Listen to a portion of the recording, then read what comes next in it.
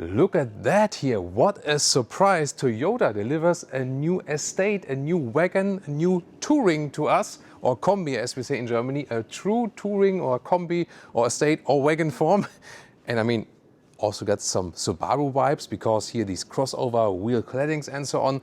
So yeah, I mean, is it like a crossover touring or a mix of SUV and estate? We're going to find out with the Toyota bZ4X touring. I'm Thomas, this is Autogefühl in 4K, full screen, full length, let's go. And in front, the touring version already gets a little bit more rugged look here in the design, but maybe not the biggest difference to the normal bZ4X, the Toyota EV. This one being here the estate version, and also on the side is huge claddings. We already know that from the other version, but this one here has even more rugged off-road crossover look. Then here the wheels, these ones are 18-inch in the black design. They really blend with wheels and the wheel arches. And then here is the charging flap on the driver's side. 11 or optional 22 kilowatt AC and 150 kilowatt DC charging. 30 minutes from 10 to 80% state of charge. They also said they upgraded something of that. Recently we had the normal bZ4X facelift, but this one here, the touring version, gets an even little bit bigger battery than the recent bZ4X facelift. Here now at 75 kilowatt hours gross. We don't have the net figures. Toyota doesn't release them, but it will be a little bit less than in the net figure. And this is all the way about it.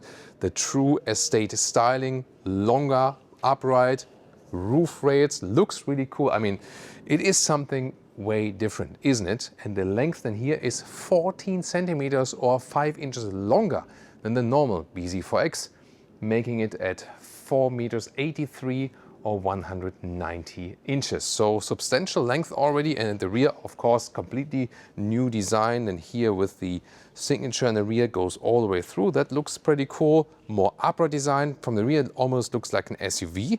And then again, these rugged details in the lower part here.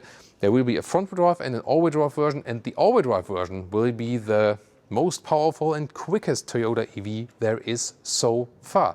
And let's directly jump to the trunk or the boot. Small Toyota logo here, and let's open it because this really can do something. Look at that. I mean, there is there's also something here available. Let me just get you a little bit more light in. So you can apply this shade here if you have it here. This is cover. However, and underneath, some place for charging cables, for example, even more space underneath there. The sides can be pulled out for like little storage. Right here you have a real power socket here in the trunk. It's actually quite powerful. And now comes the big thing. There we go, folding the seats, 1 and 2, remote release, and look at that, there's so much space. And the luggage here looks kind of lost in this trunk, and is a meter or 40 inches between the wheel arches. In the very front, it's of course way more. Then the height here substantial at about 80 centimeters or 31 inches.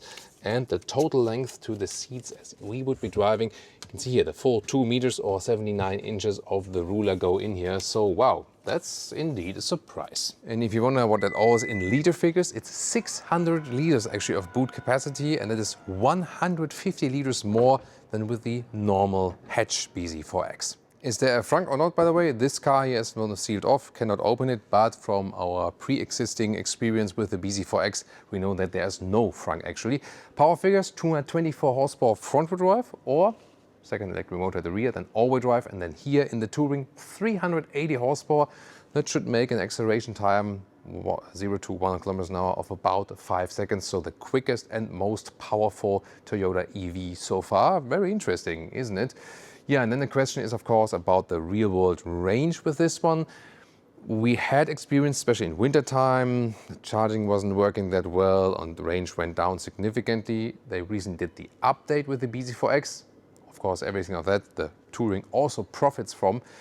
And I mean, if you score some 400 kilometers or 250 miles, that was like a good result with mild temperatures and so on. So I'm looking forward to, with this upgrade now and the touring, and also that we have a little bit more battery and so on, if we can increase these figures. So when we drive it very soon, then we can keep you updated on that. Heading towards the interior with the door closing sound. Oh, it's okay. that's fine actually. So you know, we have some Toyotas where it doesn't sound that well, but here it's actually quite cool. Then inside of the doors, so in top part is nicely structured, not too soft though, a little bit softer here than for your elbow, but it's not soft enough. It's like it's not thick enough actually, so it should be thicker here for the elbow definitely. Hard pack on the lower part. Then the steering wheel is this whole column here, looks very interesting. Real buttons at the steering wheel. We also know it from the Prius, for example. There's a nice structure here on the left side, like this. It's a wooden-alike structure, so to speak, but it's not wood.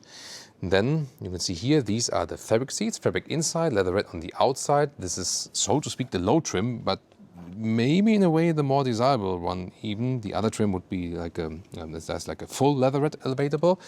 But these here are actually more comfortable, I feel, because they adapt a little bit more to the sit bone underneath. And yeah, it's a very good seating position here. I found these seats here also, if you compare other Toyota models, among the most comfortable ones. Then the steering column here, up and down, in and out.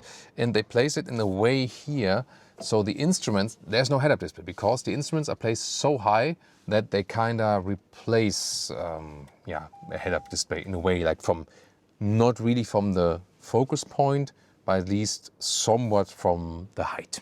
Welcome to this interior here with a 14-inch infotainment screen. Rarely see that in a Toyota.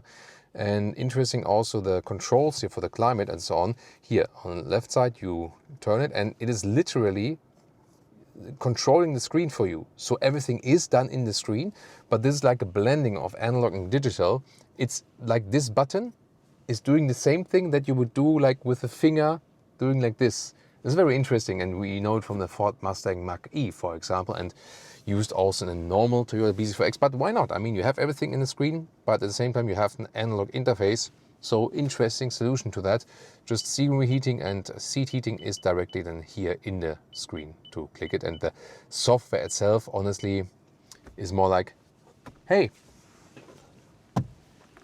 oh, it's the 90s, they called, you know?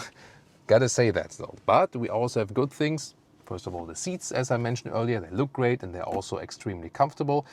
And the rest of the interior here, inductive charging pads, 2 now, left and right, no ventilation though. And then here, this the shifting lever, like this, you start driving, this in the park mode.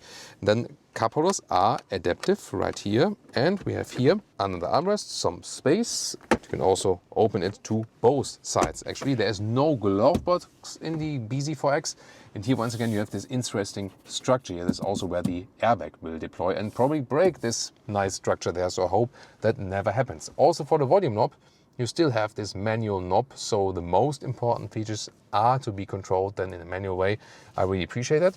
And for the recuperation modes, you also have here these pedals at the steering wheel. And some space here underneath, here with USB-C charging and also with this nice fabric here to store some stuff, maybe put the phone there. And driver POV here, this is also the volume control at the steering wheel, for example. There you can see like this is my view, and then maybe the lowest part is cut off, but I can still see the speed and so on. Yeah, you can only change some things here of the instruments, but it's like really good in your line of sight, so to speak. Then the main infotainment unit, once again, I've shown you here, from my perspective, how the temperature changes. And yeah, the infotainment system is honestly not the best one. It does the job for the CarPlay connection and so on. That's, oh, Leah is pretty tired now, meanwhile.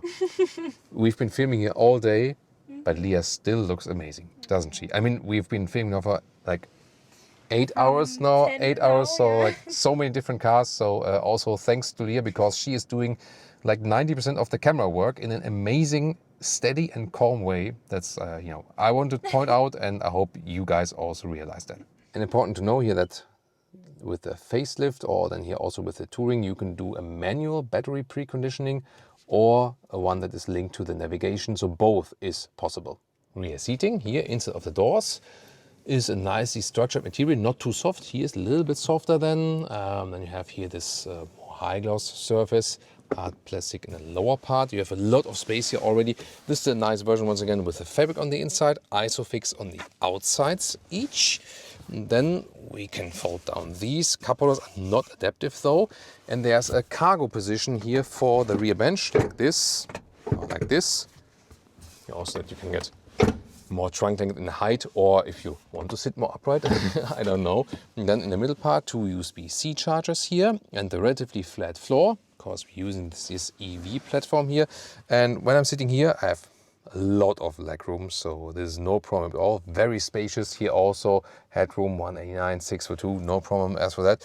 And considering it's an electric vehicle, the floor is not too high actually, so you sit quite comfortable. And just to mention that you see it here, the roofline is actually 2 centimeters higher in comparison to the normal bZ4X. I think it's safe to say with the so far experience and also with the experience with the competitor that they don't have the best EV technology as for efficiency, range, charging and so on. It's all somewhat okay.